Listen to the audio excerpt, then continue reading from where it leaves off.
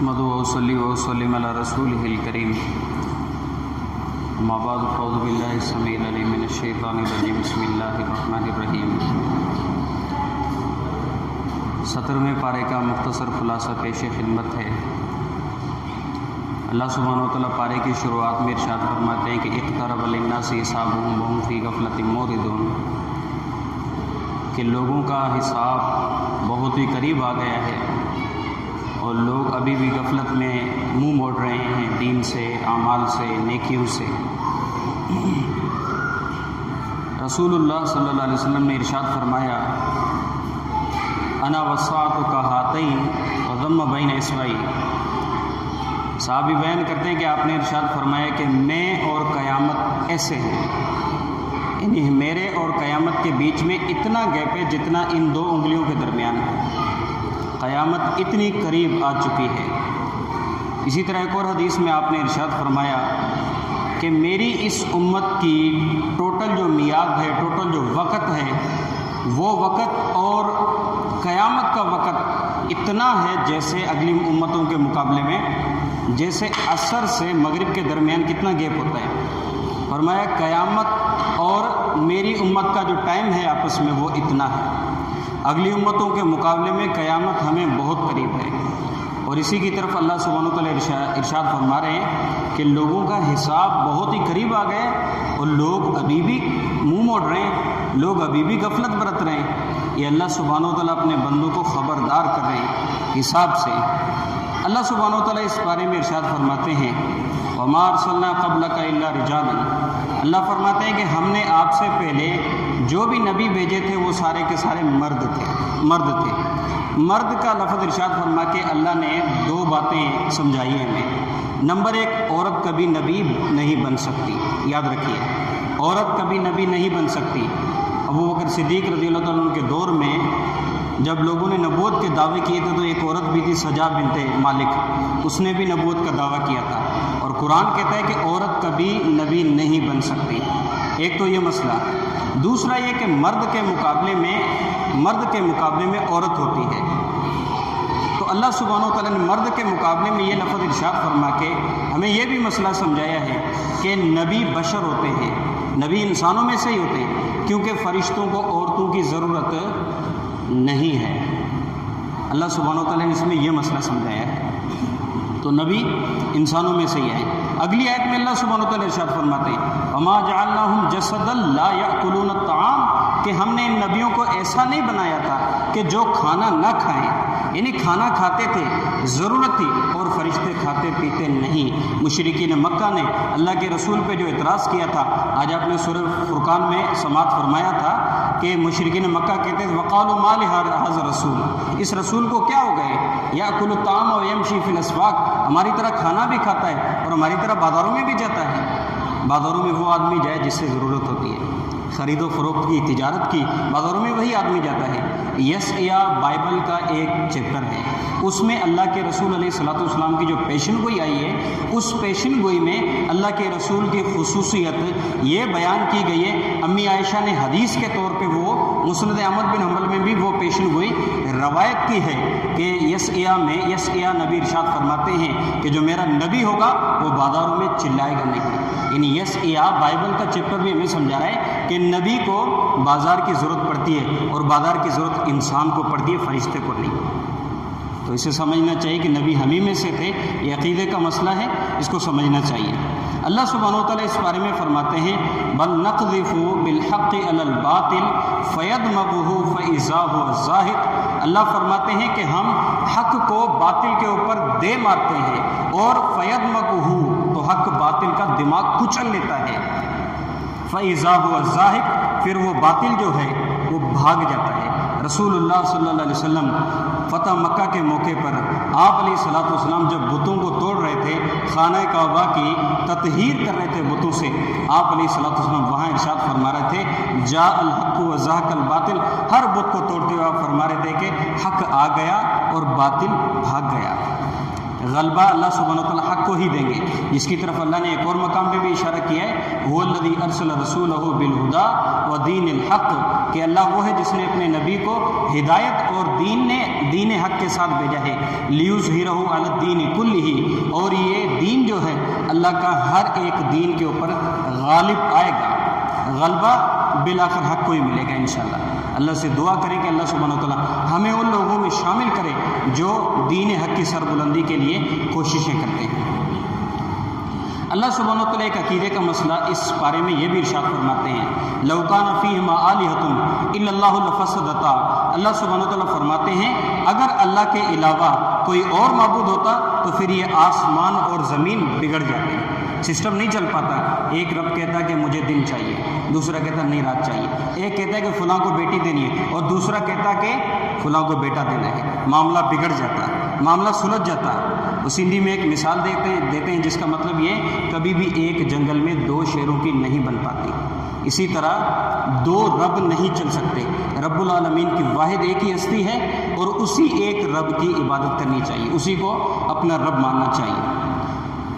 اللہ سبحانہ وتعالیٰ اس میں عقیدے کا ایک اور مسئلہ یہ بھی ارشاد فرما رہے ہیں، وَمَا جَعَلْنَا لِبَشَرٍ مِّن قَبْلِكَ الْخُلْدَ أَفَإِن مِتَّ فَهُمُ الْخَالِدُونَ۔ اللہ سبحانہ وتعالیٰ فرماتے ہیں کہ ہم نے نبی آپ سے پہلے کسی بھی بشر کے لیے، کسی بھی انسان کے لیے ہمیشہ والی زندگی نہیں لکھی، کیا اگر آپ فوت ہو جائیں تو پھر یہ باقی رہیں گے؟ اللہ سبحانہ وتعالیٰ نبی کو فرما رہے ہیں اگر آپ فوت ہو جائیں تو یہ رہیں گے۔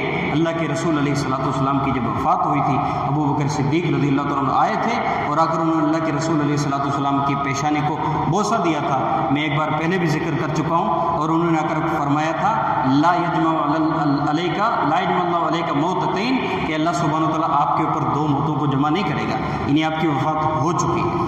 عمر فاروق رضی اللہ تعالیٰ عنہ جیسے عبقری انسان، جیسے عاقل انسان ہوش و حواس کھو بیٹھے تھے اللہ کے رسول علیہ السلام کی وفات کے موقع پر۔ تو یہ عقیدے کا مسئلہ ہے، اسے بھی سمجھنا چاہیے، اللہ کے علاوہ جتنی بھی ہستیاں ہیں ان کو فنا آنا ہی آنا ہے۔ اللہ سبحانہ وتعالیٰ ابراہیم علیہ السلام کا ذکر کرتے ہیں سورہ انبیاء میں اس بارے میں، اور ابراہیم علیہ السلام کو جب آگ میں پھینکا گیا تھا اللہ سبحانہ وتعالیٰ نے مدد کی تھی نہیں کی تھی؟ اللہ نے مدد کی تھی۔ آگ کا کام کیا ہے؟ جلانا۔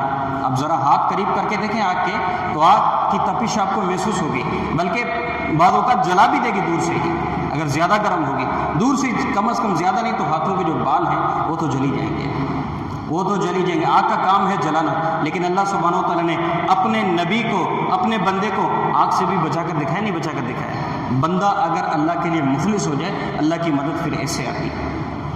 اچھا، اس میں یہ بات بھی سمجھیے کہ چھپکلی جو ہے، چھپکلی کو اللہ کے رسول علیہ السلام نے قتل کرنے کا حکم دیا ہے۔ اس کی وجہ یہ ہے، بخاری شریف کی حدیث ہے، آپ علیہ السلام نے ارشاد فرمایا ابراہیم علیہ السلام کو جب آگ میں ڈالا گیا تھا، چھپکلی پھونکے مار مار کر آگ کو سلگانے کی کوشش کر رہی تھی۔ اسی لیے مسند احمد بن حنبل کی حدیث کے مطابق امی عائشہ رضی اللہ تعالیٰ جب بھی چھپکلی کو دیکھتی مار دیتی اسے۔ یہ انبیاء کے دشمن ہے۔ اللہ سبحانہ وتعالیٰ نے اس بارے میں یونس علیہ السلام کا ذکر کیا اور یونس علیہ السلام کی دعا بھی ذکر کی ہے، لا الہ الا انت سبحانک انی کنت من الظالمین۔ اللہ کے رسول علیہ السلام نے فرمایا یونس علیہ السلام کی دعا کے ذریعے سے جو کچھ بھی دعا کی جائے گی وہ قبول ہوگی۔ دعا میں یونس علیہ السلام کی جو تسبیح ہے، یونس علیہ السلام کی جو دعا ہے، اسے کثرت سے اپنانا چاہیے، کثرت سے پڑھنا چاہیے، اللہ سبحانہ وتعالیٰ اسے قبول کرتے ہیں۔ اللہ سبحانہ وتعالیٰ اپنے نبی کا تعارف کروا رہے ہیں اس بارے میں، وما ارسلناک الا رحمۃ للعالمین، کہ ہم نے آپ کو تمام جہانوں کے لیے رحمت بنا کر بھیجا ہے۔ رسول اللہ صلی اللہ علیہ وسلم کو جب صحابہ نے گزارش کی تھی کہ آپ مشرکین مکہ کے لیے بد دعا کریں، تو آپ علیہ السلام نے ارشاد فرمایا میں لعنت کرنے والا نہیں، میں تو رحمت بنا کر بھیجا گیا۔ رسول اللہ صلی اللہ علیہ وسلم نے پھر اپنی اس صفت کے ذریعے لوگوں میں اسلام کا غلبہ کیا تھا کہ نہیں کیا تھا؟ اس لیے دنیا میں جتنے بھی معاملات ہوں ان میں نرمی کو اپنانا چاہیے۔ یہ اللہ کے رسول علیہ السلام کی سنت بھی ہے اور کار آمود ایک نسخہ بھی ہے۔ اللہ سبحانہ وتعالیٰ اس بارے میں سورہ حج کی شروعات کرتے ہوئے اللہ سبحانہ وتعالیٰ قیامت کی ہولناکی کا ذکر کر رہے ہیں، ان زلزلۃ الساعۃ شیء عظیم، کہ قیامت کے جو زلزلے ہیں، قیامت کے جو جھٹکے ہیں وہ بہت ہی بڑی چیز ہیں۔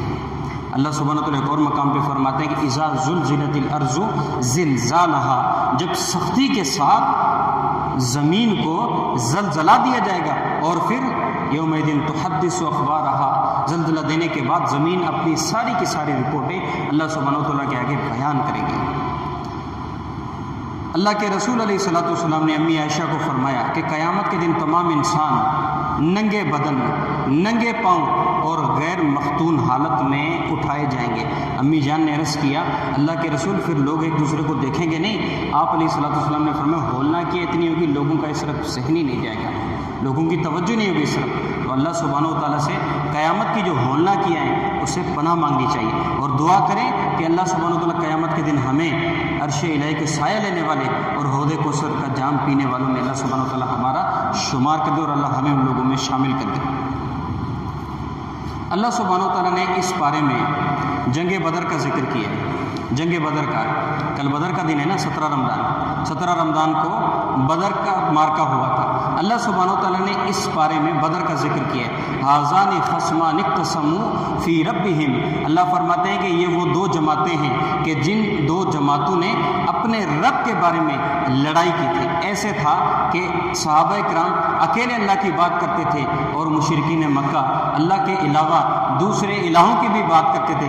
پھر یہ ہوا کہ مارکا ہوا، مارکے کے اندر قریش کے ایک ہی خاندان کے ایک ہی سلسلے کے 6 نوجوان آمنے سامنے آئے۔ وجہ پتہ ہے کیا تھی؟ اکیلا اللہ اور اس کے مقابلے میں دوسرے معبودان باطلہ۔ جنگ بدر میں تھوڑی یہ ہوئی تھی۔ علی رضی اللہ عنہ اس لیے فرمایا کرتے تھے کہ یہ آیت ہمارے بارے میں نازل ہوئی ہے۔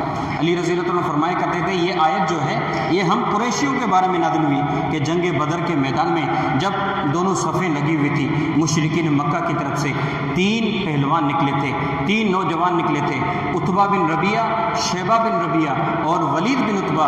ان کے مقابلے میں صحابہ میں سے سیدنا حمزہ رضی اللہ عنہ، سیدنا علی مرسہ رضی اللہ عنہ اور سیدنا عبیدہ بن حارث رضی اللہ تعالیٰ عنہ یہ نکلے تھے۔ ایک ہی خاندان تھا، ایک ہی سلسلہ تھا، ایک ہی خون تھا، لیکن معاملہ آ گیا ایمان کا اور کفر کا۔